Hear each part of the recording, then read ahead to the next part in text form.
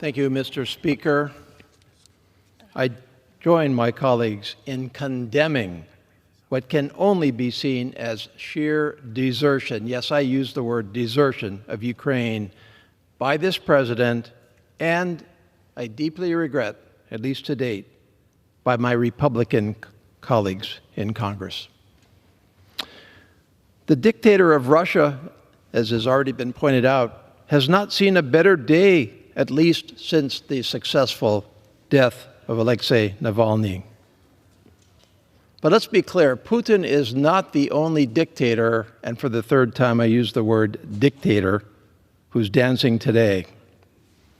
Let's just take one example, the dictators of Iran. For them, this betrayal is a bright light in a dim room.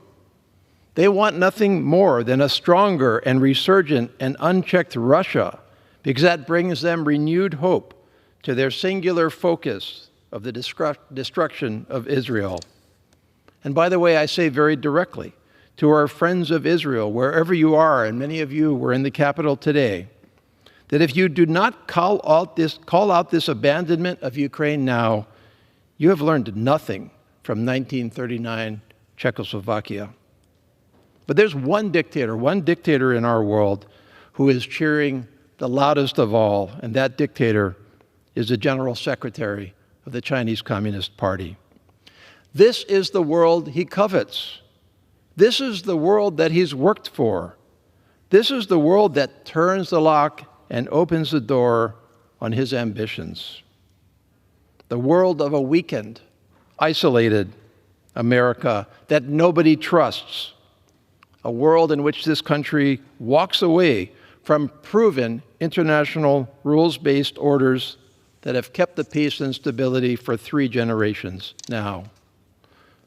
A world, he hopes for, that has forgotten that true peace and prosperity are built on both strength and democratic values, both of those. Yes, the desertion of Ukraine and its sure ripple effects shows that he finally has the willing partner he has sought, even more than Putin himself.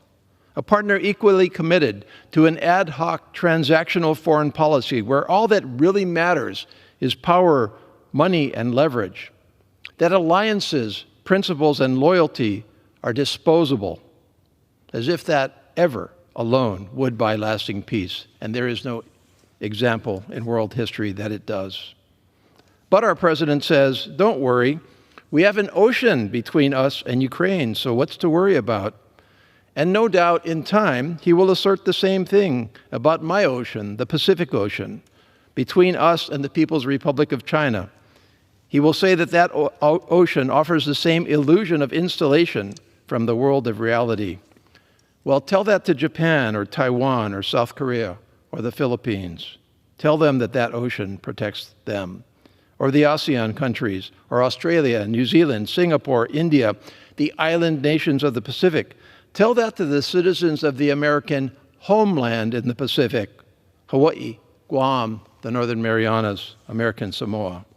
Yes, just try to tell the rest of our world and country that the outcome in Ukraine has nothing to do with the geopolitical challenge of our time, the threat of the Chinese Communist Party. Tell that to anybody, and you truly live in denial of the world today and the lessons of history. The PRC, though, they know history, and they already have an edition of the People's Daily, their leading newspaper, already printed up as a gift for the president's trip home when he surely visits shortly. And the headline of the People's Daily reads in Mandarin, "Peace in our time." Those are the unavoidable broader stakes of betraying Ukraine today. And I know my Republican colleagues know this. I know this because I've heard them say it repeatedly over 3 years. I've heard them say it in committee. I've heard them say it on this floor. I've heard them say it in public. But where are you now? Did something in the world change in the last week or two? Was there some fundamental shift in our understanding of this world, in our alliances, in our commitment to loyalties and principles and values in addition to strength? I don't think so, and I don't think anybody else think anything has changed other than a president that wants to go in a different direction. And that president has no effective check and balance on this tragic mistake except for the majority in the House and the Senate. And so I really hope to my Republican colleagues in this body, because I don't hold out hope for the administration and the presidency, but I do hold out hope for my colleagues. I hope you find your way back soon through the fog into reality again before it's too late. I yield back.